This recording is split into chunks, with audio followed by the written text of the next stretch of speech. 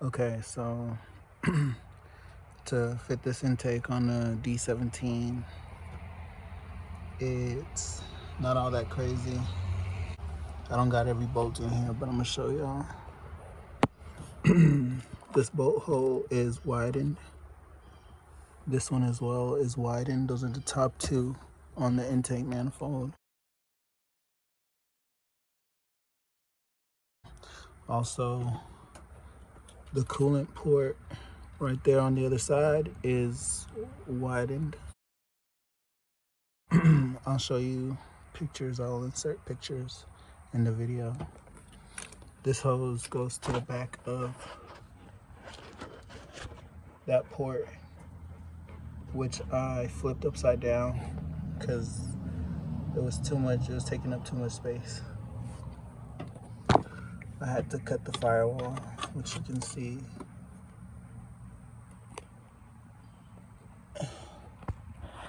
It's not perfect, but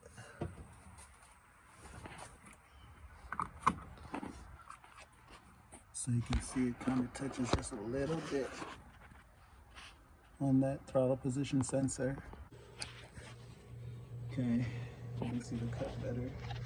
I went a little bit deeper right here and there. So, but that's what the cut looks like.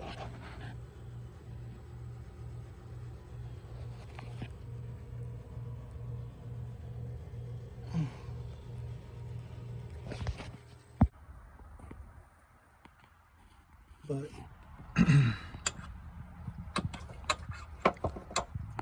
and then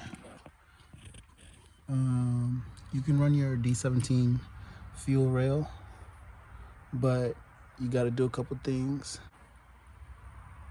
The bolt holes basically don't line up perfectly, so you're gonna have two bolted down or one clamped, or it's gonna be wonky if you use the D17 fuel rail. I just went with the bull boost, and I used some D16 fuel injectors because they actually fit in the intake. The D17 ones are not thick enough, so you gotta stuff extra O-rings in there to make it not leak, which I would rather not. So the D17 injector and the D17 rail, but you'll notice that it does not fit in here. It doesn't go in. So you cannot use these D17 injectors in a D16 fuel rail. You either gotta modify your D17 one to fit, which the holes, see how there's two holes, one right there, and then this one's off-centered. It's not on the same plane. So your D17 fuel rail will not just bolt up to the intake manifold. You will have to make modifications to make this sit on there. This is what the D17 fuel injector looks like compared to the D16.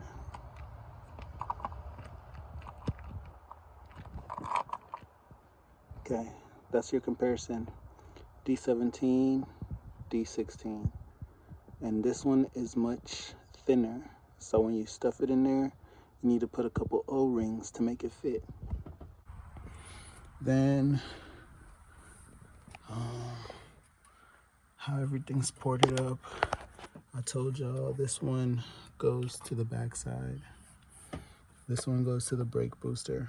This one right here goes down to the crankcase. I don't know if you can see it. To the crankcase breather. And then there's a T on this line that goes to this vapor, whatever that sensor is, which goes back here underneath the intake, and it goes into the return line, the return fuel line,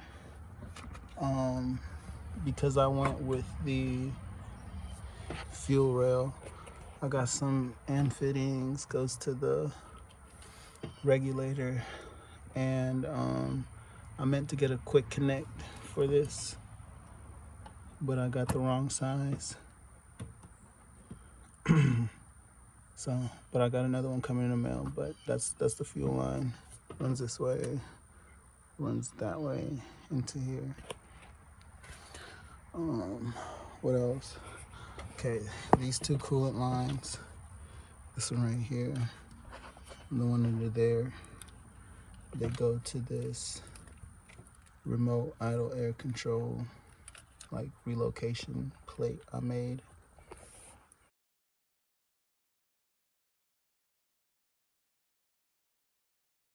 And it's just a cutout that's the same shape as the idle air control sensor, but it got two ports coming out of it, which snake this way, go on the other side and plug into the two ports I got back there, which I'll show you what those look like. Okay, let's see. Which looks like this.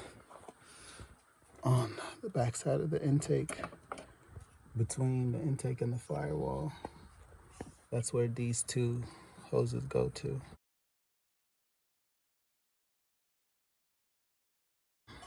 So that's how I relocated my idle air control. This sensor came off the D17. I had to tap the sensor hole a little bit bigger to make that fit, and I had to put this clamp on top to be able to bolt it down, because this only has one hole for a bolt, while the original sensor went on here had two holes.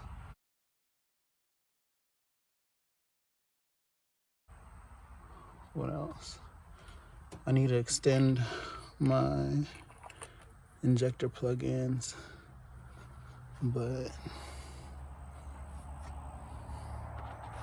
that's what it's looking like so far, and what it took to make that intake fit. Let me think if I got anything else that I need to mention.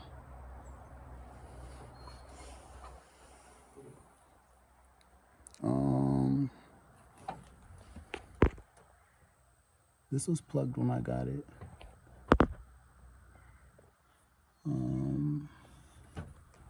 On the small vacuum line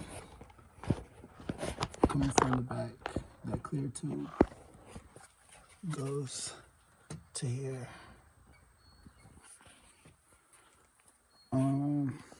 Got this blocked off. Down here,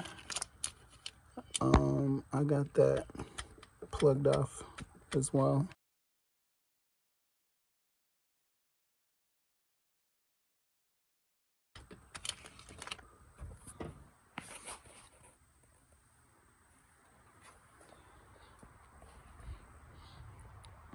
What else? I believe that's it.